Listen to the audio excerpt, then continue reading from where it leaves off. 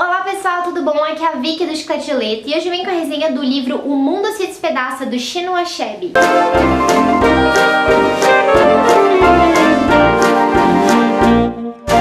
Vamos dar mais visibilidade à literatura africana. Essa é a minha primeira coisa.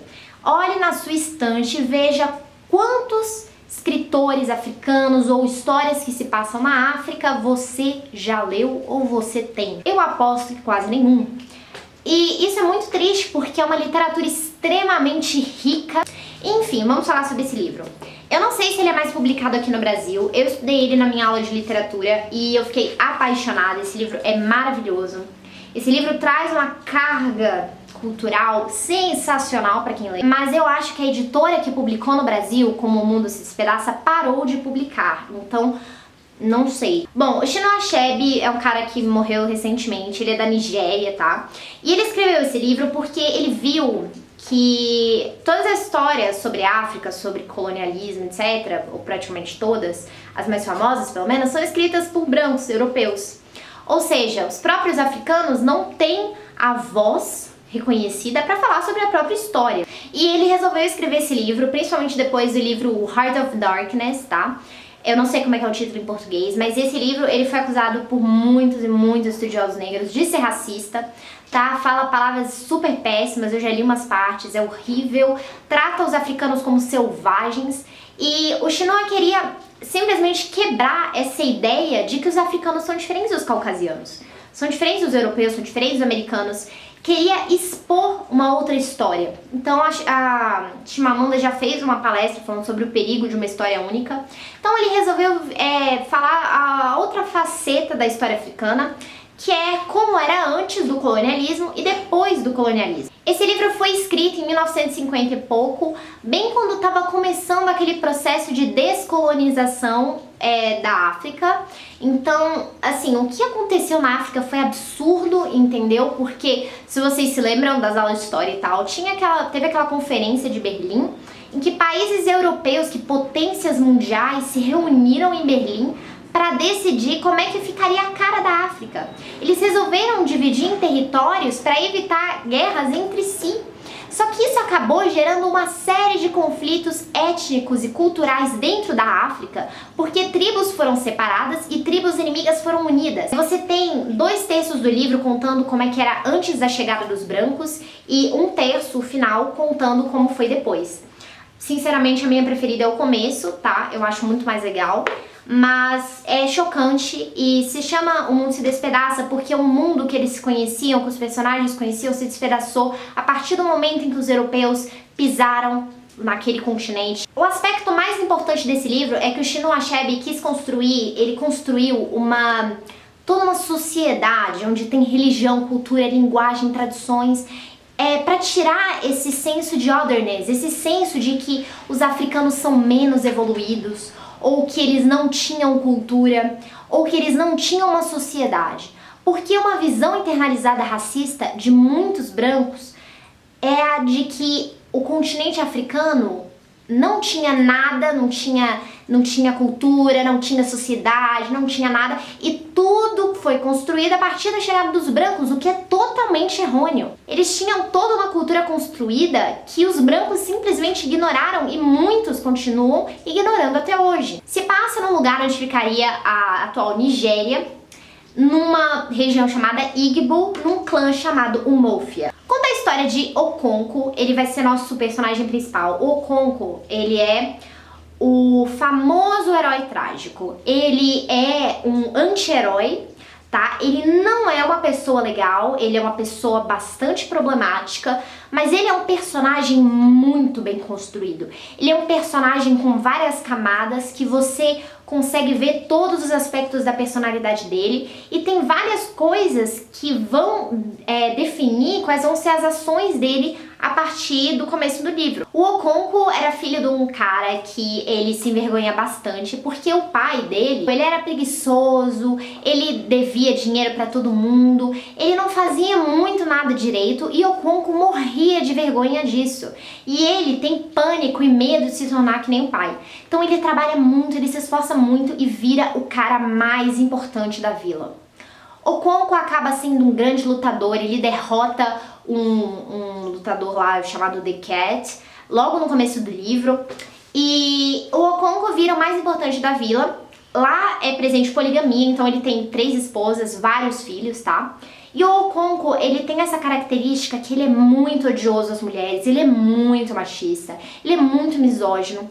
Na sociedade deles, assim como toda a sociedade desde o início dos tempos, ser mulher é ser algo ruim. É algo ruim, é algo negativo, e sinônimo de mulher é fraqueza, indecisão. Ser mulher lá não é algo bom, e tanto que quando um cara tá muito medroso, não é bem sucedido na vida, chamam ele de mulher. Então, o Okonkwo, ele tem medo de tudo que remete à amizade, amor, e uma dessas coisas são as mulheres. Então ele tem um ódio muito grande de mulheres e o maior medo dele é ser considerado uma mulher, uma mulherzinha, os filhos dele também serem mulherzinhas, e ele acaba espancando as esposas, tá? Em vários pontos do livro ele bate na esposa, ele tentou dar um tiro em uma. Então ele é um cara que odeia o filho dele, que vai ter um destaque especial na trama, que é o Nyoue. Ele odeia esse menino porque ele é muito mulher. Ele é um garoto, assim, bem calmo, é um garoto delicado, é um garoto que ele considera tudo de errado, sabe?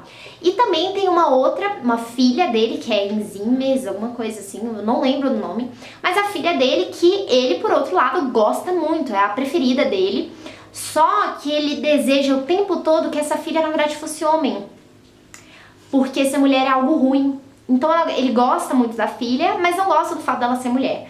Então é algo muito presente no livro mesmo e que inclusive vai dar espaço para vários outros problemas internos. Acontece várias tretas, tá? No meio do livro.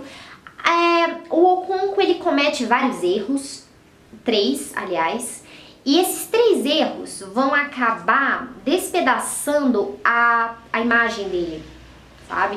A reputação dele na tribo, na sociedade, na vila. E acaba que ele é exilado.